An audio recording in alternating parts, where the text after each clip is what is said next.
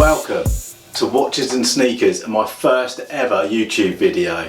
Now today I want to be telling you about what I consider to be the most underrated Omega on the market today. But before I get started, time for a wristwatch check.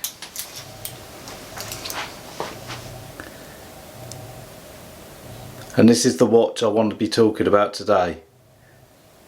The Omega Speedmaster 125, made by Omega in 1973 to celebrate its 125th year anniversary.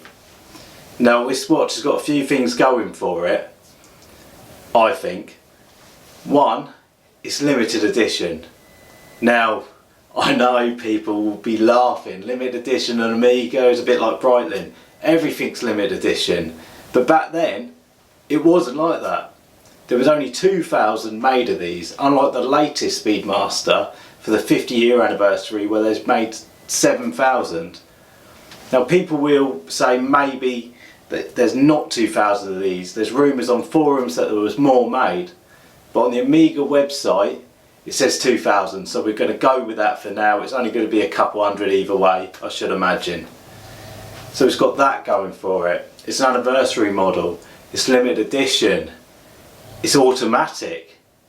Now that's probably a bit controversial for a Speedmaster because the Speedy Reduced is an automatic, doesn't get a lot of love, but the proper space watch, the professional, is a manual wind. And I know a lot of people prefer an automatic to a manual wind. It's just how it is with modern times. I like to pick up a watch and go. I don't mind, I'm a watch geek. I wind my watches every day regardless of whether they're automatic or manual. So that's a plus as I see it. And not only has this got an automatic movement in, it's actually got the first automatic movement to get a chronometer certificate.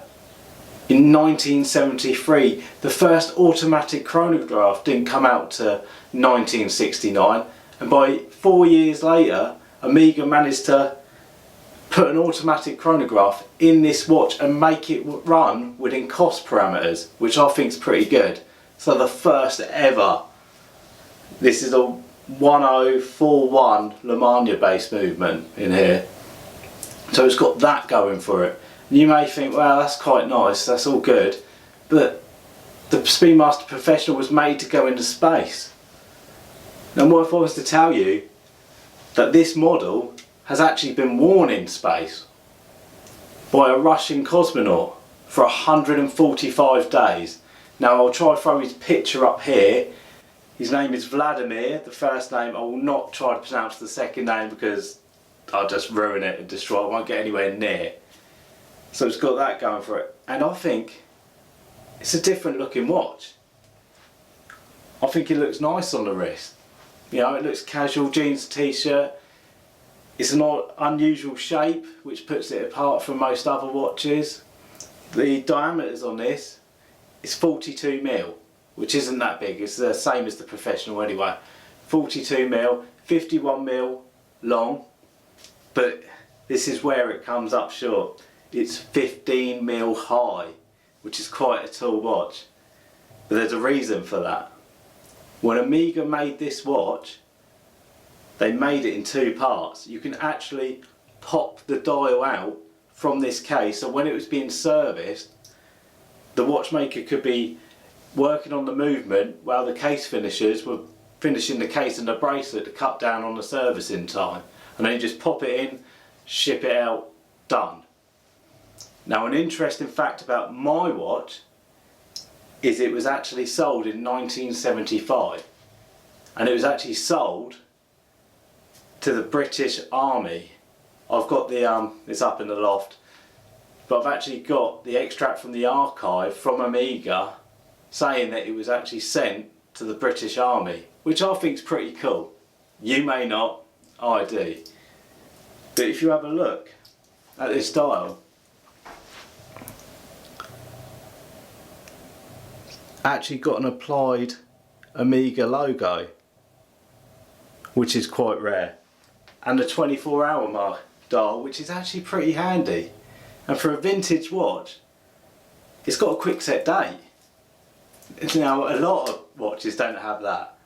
I mean, there's a few Navitimers that were made in the 90s that don't even have a quick set date, and that bugs the hell out of me. Day dates didn't have a quick set date back in the 70s. This did. It's a modern watch as far as I see it. I mean, doesn't look too dissimilar to an offshore, and I've owned an offshore. It wears about the same as a 42mm offshore in my honest opinion. Now if you think that there's a more underrated Omega on the market than this, please leave it down in the comments, because I would like to know. I'm a bit of a watch geek, so I'll be researching after that, so I'm just interested. And these can be picked up, this is the best part, between £2,000 and £3,000 depending on condition. Now the new Omega Hesalite is £4,000 from the shops. If you walk in your authorised dealers, you may get a bit of a discount, especially now we can't even go out of the house, so I should imagine authorised dealers would be willing to do a deal with her. But they're £4,000 listed, so you could pick one of these up for £2, throw in a Seamaster as well, pre-ceramic. There you go, you've got two great watches for the same price as one Omega Hesalite.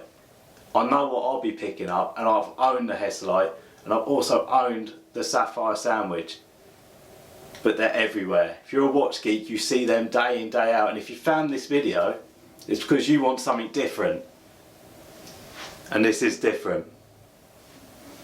Now please like and subscribe the video if you found my content interesting, and you'll be interested to see more. I'm hoping to put out at least one video a week, but as I'm locked in, same as most of the world at the moment, I'll probably be doing 2 or 3 videos a week. Now I've owned